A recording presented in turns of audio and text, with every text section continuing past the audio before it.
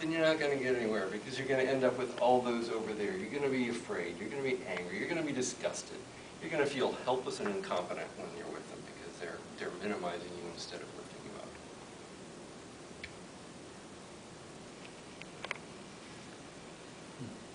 So, anyway, that was a little bit in that direction.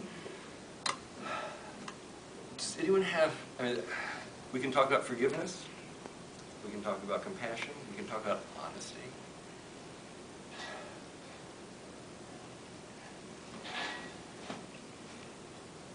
If we want to be emotionally healthy, if we want to heal, a lot of people are resistant to the idea of emotional healing because they think what it means is you're going to start blaming people. Or they think, well, if I need healing, that means I'm sick.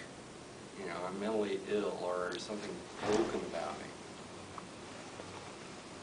We live in a culture whose religion, the primary religion, tells us that we're evil and deserve to go to hell and burn forever.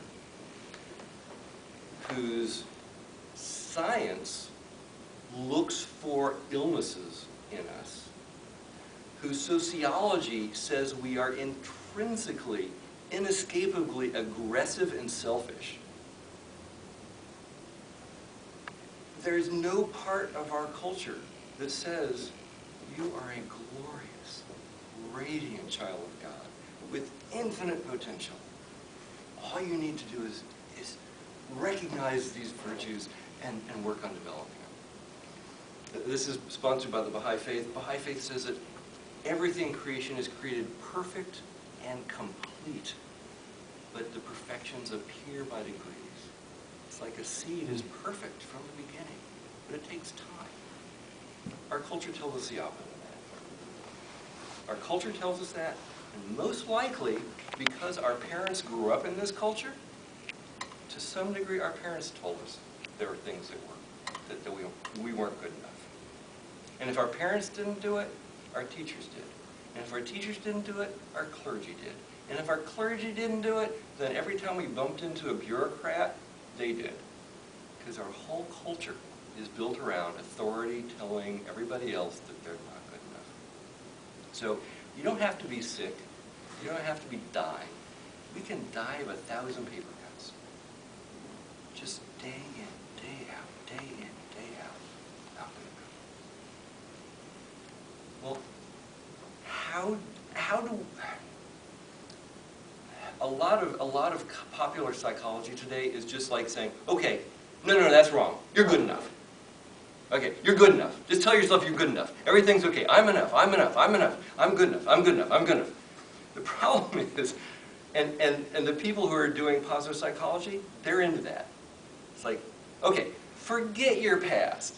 Just, work on your virtues and know you're good enough and everything will be fine. The problem is that creates what we call cognitive dissonance. There's our entire past and all of our experiences say, I'm not good enough. And then there's my conscious mind screaming in the wilderness, yes I am, yes I am, yes I am. Unless we go back and have a conversation with our past, the past is going to keep sabotaging our present. So what we need to know is what was missing. What didn't we get? And again, it's not about blame. Our parents didn't have it. How could they give us, our entire culture has a misunderstanding of the nature of love.